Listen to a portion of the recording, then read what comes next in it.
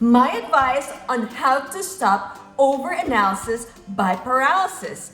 Overthinking, too much thinking can lead to no action, no decision. And why is that? When we're overthinking, it leads to paralysis. It kills our performance. When we're overthinking, we're so stressed out and we do not do any action. It kills also our creativity and so leading to indecision. So here are the 5 steps to stop an overanalysis by paralysis. Number 1, do the hard things first. So what I usually do, I do apartment investing. I make my decisions early in the morning. I look at properties, see if I like them or not. I talk to my bankers. I make my decisions early in the morning. I usually don't do them in the afternoon or late in the evening. Number 2, we build good habits. So what I do to build my habits are daily routines that become part of you. So what I do when I wake up, I do my gratitude. I pray. I'm a Catholic, so I pray every day. I pray the rosary. After that, I have my morning cup of coffee and I take my vitamins, my herbal dietary supplements, and I do my work. And I do exercise too. And then I do my work for the day. My apartment work, my online work, everything I do is after I do my important things in the morning. Now, third is I make sure that I have filters. I don't listen to news because that makes me be fearful. And I silence my phone so that I have majority of my concentration early in the morning.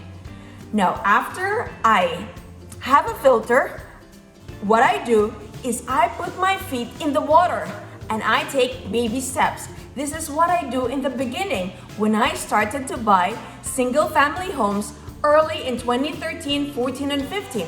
I didn't buy several apartment units.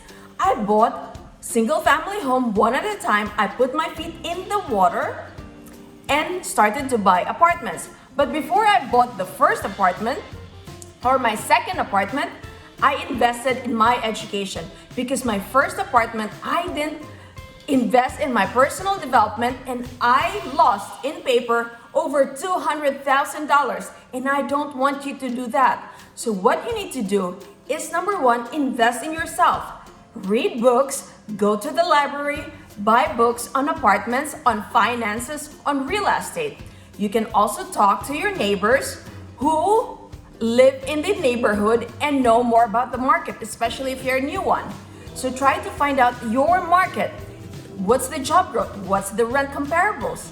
Talk to a broker, talk to a real estate agent to see what the values are in the property, values of the property, and to see what the market rents are.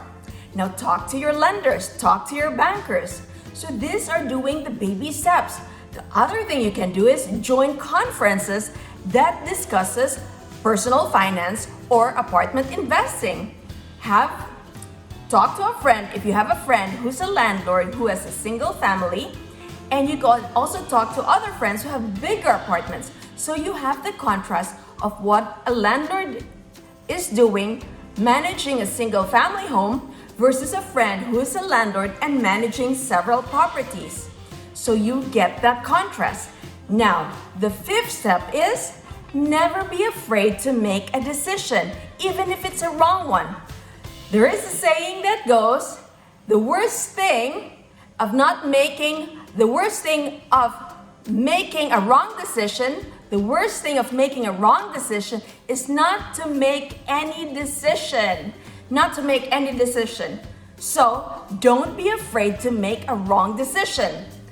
Now, my name is Ria. I'm a family medicine physician and a geriatric physician, and I wrote the book, Apartment Prescription. It's how I found, bought, and paid for my 50 apartment units. When I started, I didn't have 50 apartment units. I started with 1. Now, February 27, that's a Sunday at 3 p.m. US Eastern Time, I will be doing a webinar for physicians on apartment investing. So I have a general admission for $97 and I have a VIP experience where I will give you a signed copy of my book. Number 2, we'll do a 1-hour coaching session where I will answer all your questions. I will tailor them according to your needs, and I'll also provide you an exercise workbook on apartments. So if you're a physician, you want to know more about apartment investing, and you want to get out of the analysis paralysis, join me. Say you can DM me directly. How about that? You can DM me directly. That's February 27, US Eastern Time, 3 p.m. 3 p.m. US Eastern Time. That's a Sunday. So DM me. Physicians, wealth cannot wait. Let's go. Stop the overanalysis by paralysis.